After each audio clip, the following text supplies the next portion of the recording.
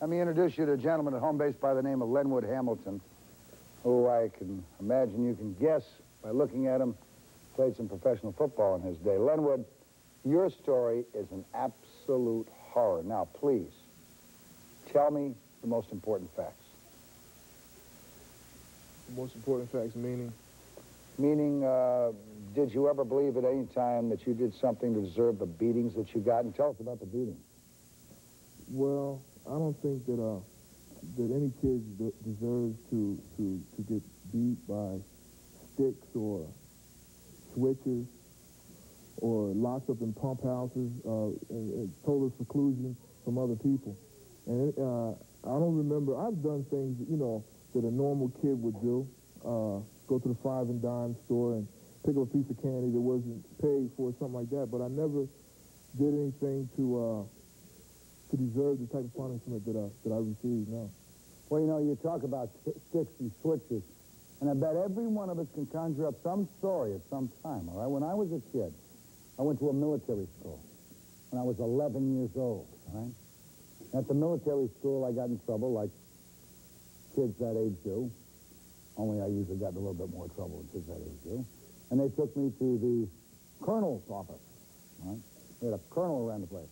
And the colonel had a green cabinet, and in it he kept his hickory switches, all right?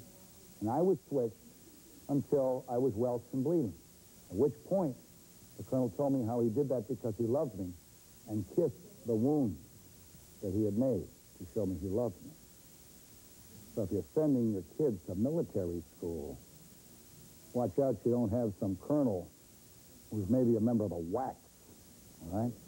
Now, let me get back to you. I hope that colonel's still alive, because I want you to know that, SOB, all right? Did you ever believe at any time that you were getting a message that you did deserve this? What did you do to the message that I got was that I wasn't loved. First of all, I was born in Philadelphia. I'm a native Philadelphian. And I was sent to my mother, or my aunt, and my uncle in Grand Junction, Michigan, at a young age of like 3.5, 4 years old, something like that. And when I went down there, things were so bad. My uncle would sometimes tie me to a tree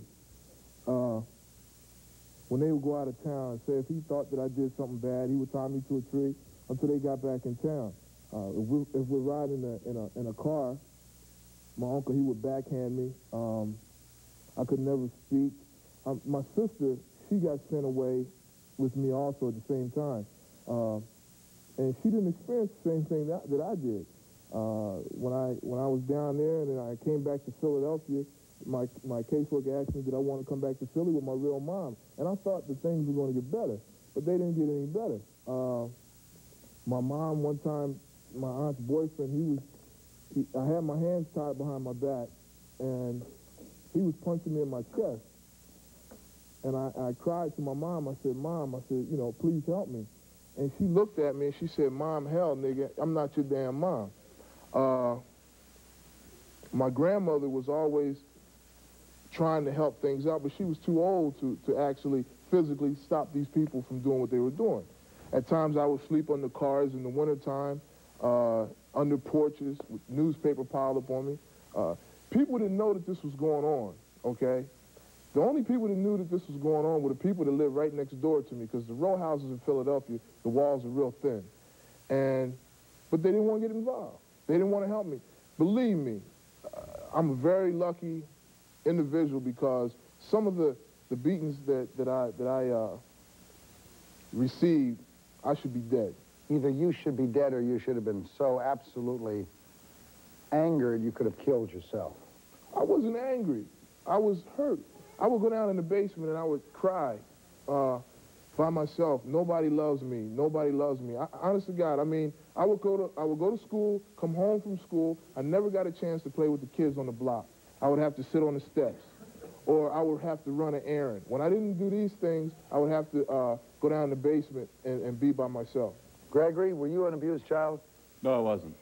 Well, why did you start the Coalition Against Child Abuse? I began or initiated that foundation, Mort, because I have two children, a son and a daughter, who are the subject of abuse, have been.